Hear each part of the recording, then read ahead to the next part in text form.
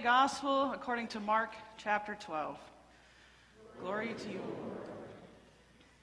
As Jesus taught, he said, "Beware of the scribes who like to walk around in long robes and to be greeted with respect in the marketplaces and to have the best seats in the synagogues and places of honor at banquets. They devour widows' houses and for the sake of appearance say long prayers. They will receive greater commendation." He sat down opposite the treasury and watched the crowd putting money into the treasury. Many rich people were putting in large sums. A poor widow came and put in 2 small copper coins, which are worth a penny. Then he called his disciples and said to them, "Truly I tell you, this poor widow has put more than all those who are contributing into the treasury. For all of them have contributed out of their abundance, but she, out of her poverty, has put in everything she had, all she had to live on." The Gospel of the Lord. Praise to you, Lord Christ. You may be seated.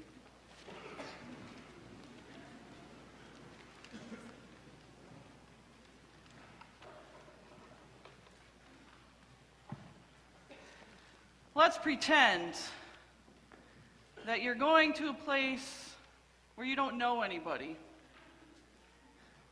Perhaps it's a party.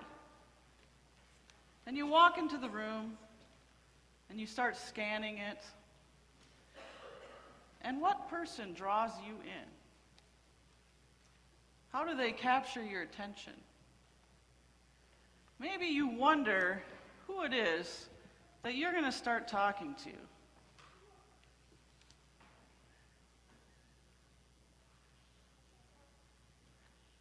You look around, there's lots of people in the room.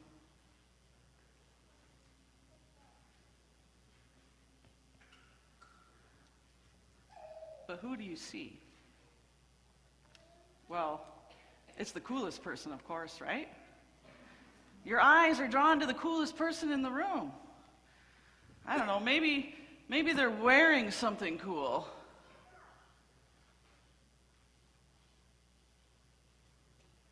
Maybe they're just good looking. Maybe they have other people standing around them.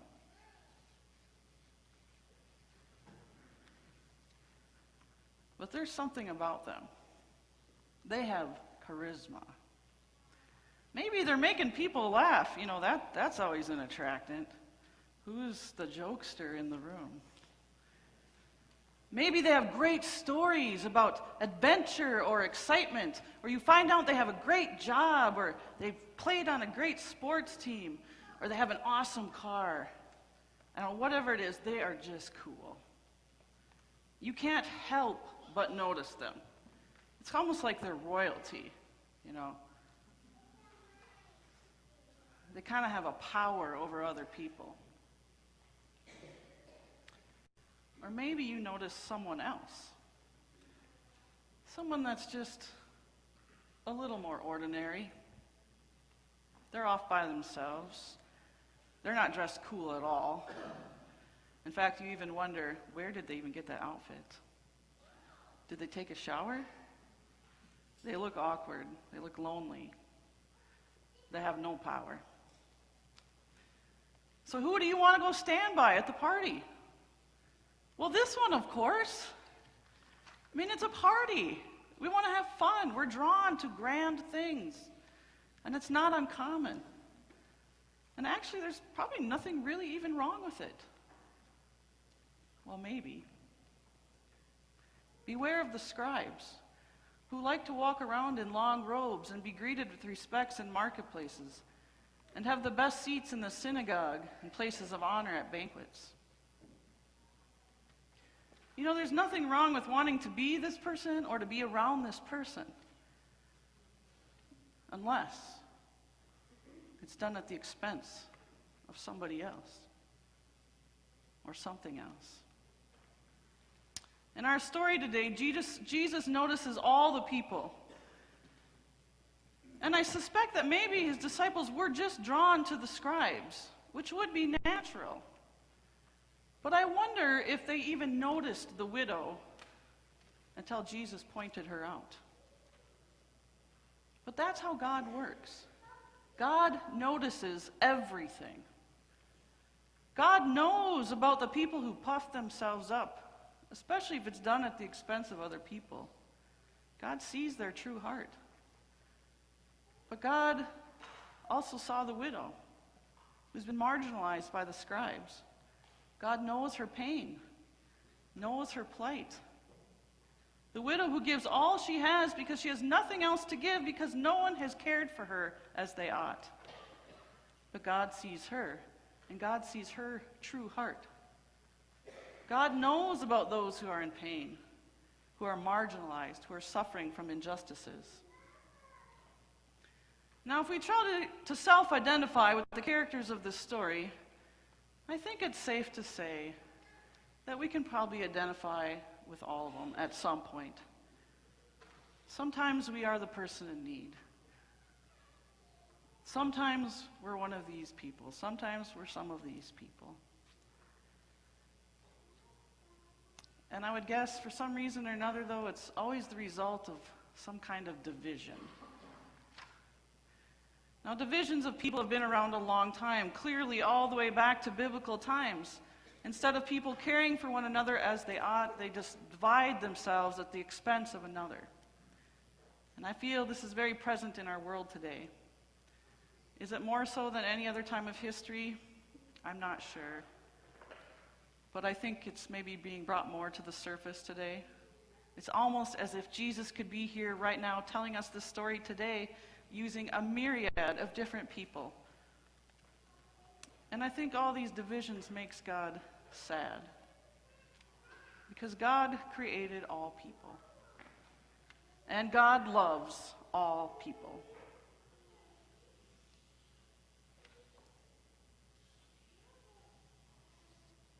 It's a heart if you can't see that. These people.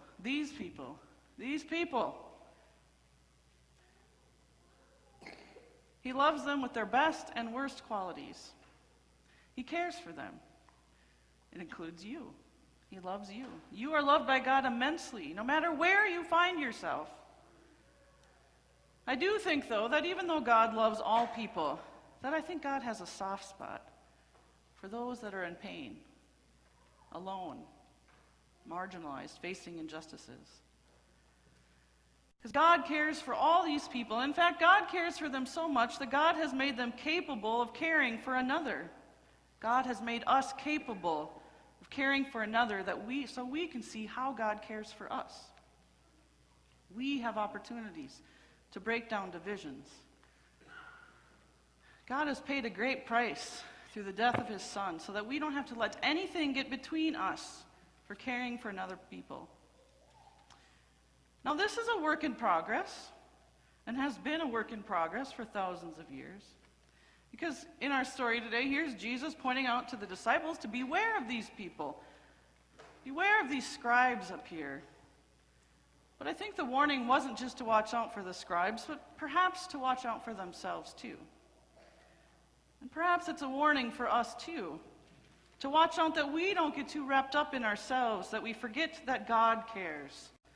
That we forget that God cares through us. God sends us an invitation.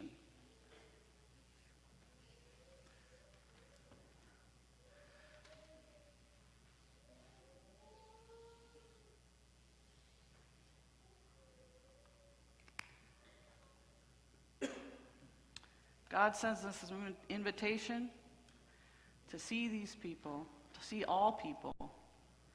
And God cares for them. And this invitation comes as a great opportunity to care for others, to see what is around us, and to love them as God has loved us. Now, seeing is a great first step, to notice all who are at the party, or all who are in our world, whether that world is in the school lunchroom, or the break room at work, or in our community, downtown, I don't know, wherever you are. But it takes a little work to really see what's around us. We get in our routines and our patterns, and we go about our daily lives, and we don't really see what might be in front of us. It's kind of like the FedEx logo. Maybe you know what I'm talking about. You know the arrow in the FedEx logo? Some of you might, some of you don't.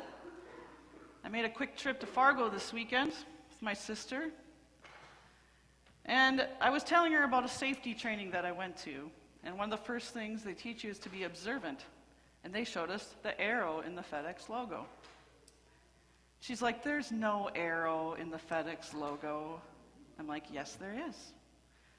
We'll see one. You know, FedEx trucks are everywhere. We'll see one. Well, we saw one and it went too fast. We missed it. And then we were at a stoplight. And there was a FedEx store. And I'm like, look, there's the arrow. And she's looking at it. She's like, there's no arrow. I'm like, yes, there is. Look between the E and the X. And sure enough, she saw the arrow. And she's like, well, that's just part of the word. That's how it ended up. And I'm like, it doesn't matter. The arrow is there. Even if we notice things around us all the time, and we can make excuses for them, we can justify why they're there, why they exist, it doesn't matter. That's good enough. It's not good enough. You've noticed it. It's there. I will never look at the FedEx logo the same again. And neither will she. Now I see a glaring arrow that I've never noticed before. And it's a good lesson for me to look a little deeper at all the common things that I see. So this invitation that God has given us to you, to open your eyes, pay extra attention, notice something, take a few seconds, notice someone that you haven't noticed before, and care for them and love them. Use the FedEx logo as a prompt if you wish. You'll see it everywhere. Think, oh yeah, FedEx logo. Oh, that's right. What else do I see out here in this world? What does God want me to see? God notices you. God loves you. And what God does for you, God hopes in you. You have an invitation to see and to love. Amen.